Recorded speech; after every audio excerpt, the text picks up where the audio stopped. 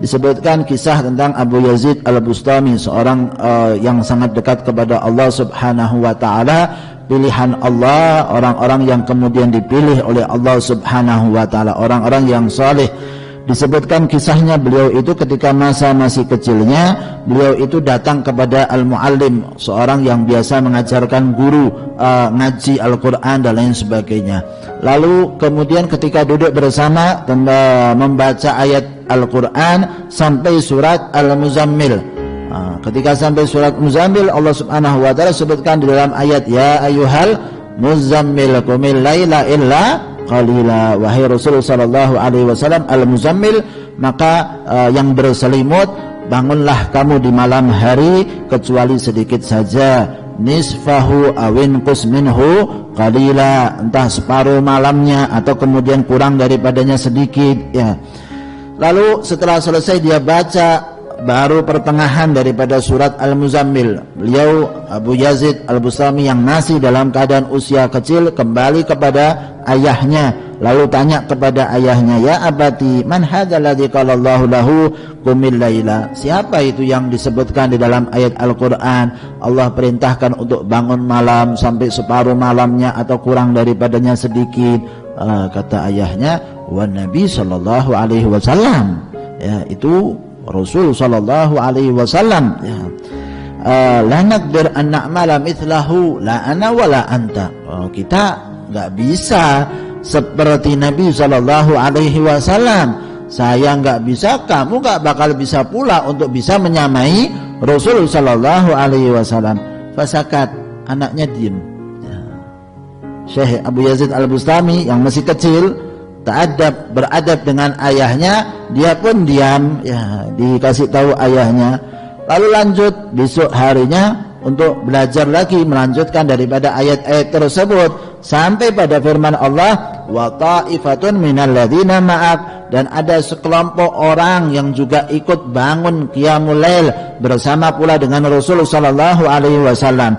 Pulang kasih tahu lagi sama ayahnya, tanya, man haula ladzina yaqumuna ma'an nabi sallallahu alaihi wasallam, siapa itu yang kemudian ikut bangun pula bersama dengan Rasul sallallahu alaihi wasallam di malam hari? Qala abuh, ya waladi haula'i ashabu, wahai anakku, mereka itu adalah sahabat Nabi sallallahu alaihi wasallam, mereka orang-orang luar biasa. Anaknya kemudian mengatakan kepada ayahnya, ya abati, wahai ayahku, idza lam takun mithlan Nabi sallallahu alaihi wasallam wa mithla ashabihi mithla man naqul, wahai ayahku, kalau kita ini enggak seperti Nabi sallallahu alaihi wasallam, enggak seperti sahabat Nabi sallallahu alaihi wasallam, lalu kita mau jadi seperti apa? Nabi yang bangun, sahabat bangun, kenapa kita enggak bangun malam, wahai ayahku? Ini anaknya yang luar biasa ini, ya. Syekh Sahal bin Abdullah At-Tusturi sudah bangun malam usianya 3 tahun, ya. Sudah mulai bangun malam usianya 3 tahun. Syekh Abu Yazid Al-Bustami juga semacam itu. Maka fataharraka abu, ya, ayahnya tergerak dengan ucapan anaknya yang semacam ini. Anaknya bisa bicara semacam itu, gimana ini ayahnya? Ayo, ya, bangun. Maka malam harinya pun dia bangun, ternyata di belakangnya dia rasakan anaknya. Loh, anaknya juga bangun, Syekh Abu Yazid Al-Bustami. Maka kemudian dikatakan kepada anaknya, nak, ya, nim, ma anta illa saghir, kamu tidur saja enggak apa-apa, kamu kan masih kecil. Kata anaknya, kamu mau biarkan saya untuk salat malam atau saya akan ngeluh kamu nanti di yaumil qiyamah di hadapan Allah Subhanahu wa Ta'ala, ya. Saya akan protes nanti di hari kiamat bahwa yang mencegah saya untuk bangun qiyamul lail ternyata ayahnya, ya. Maka ayahnya mengatakan, in kunta tashkuni ila rabbik fakum ma'i minal laila. Oh, kalau kamu mau keluhkan saya di hadapan Allah Subhanahu wa Ta'ala nanti di yaumil qiyamah, ya sudah, boleh bangun malam, silahkan, dari sejak kecil, ya. Kita, anak-anak kita, ayo ke mall, ya, kita ajak ke mall, kita ajak jalan-jalan, senangkan anak-anak. Kita kan biasanya modelnya taunya hanya itu saja.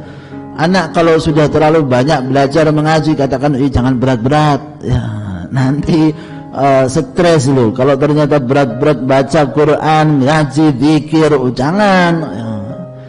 Kita menganggap bahwa kalau sudah dekat kepada Allah, zikir, mengaji Al-Quran jadi stres. Gimana sih kita ini punya pemahaman semacam ini?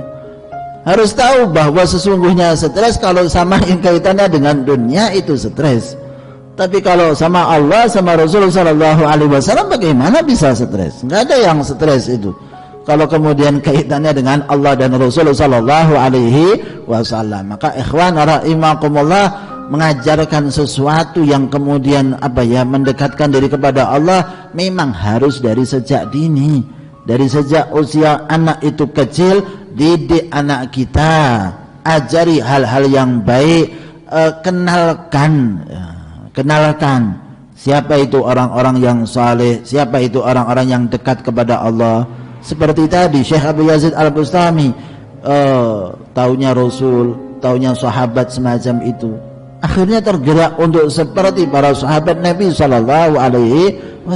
Kan maka kita kenalkan, kita tahu siapa itu. Masya Allah, luar biasa Syekh Abu Yazid Al-Bustami, orang yang kemudian hanya dengan sentuhannya saja bisa membuat orang taubat. Kisah tentang perampok-perampok yang kemudian mengatakan satu sama yang lain, sudah dapat hasil rampokannya ini, lalu kemudian beli makanan di pasar kamu, suruh satu orang di antara mereka. Ternyata di pasar lagi ribut, ada sesuatu yang terjadi. Perampok ini tanya, ada apa ini? Ini ada lelangan, lagi dilelang. Apa yang dilelang? Ada semangka yang disentuh sama Syekh Abu Yazid Al-Bustami. Ada lelangan, lelangannya adalah semangka yang disentuh oleh Syekh Abu Yazid Al-Bustami. Siapa yang kemudian punya uang harta yang paling banyak untuk dibayar? Ini punya uang banyak, hasil rampokan ini, hasil rampokan. Beli, kemudian semangka tersebut, bawa pulang, bawa tempat kelompoknya.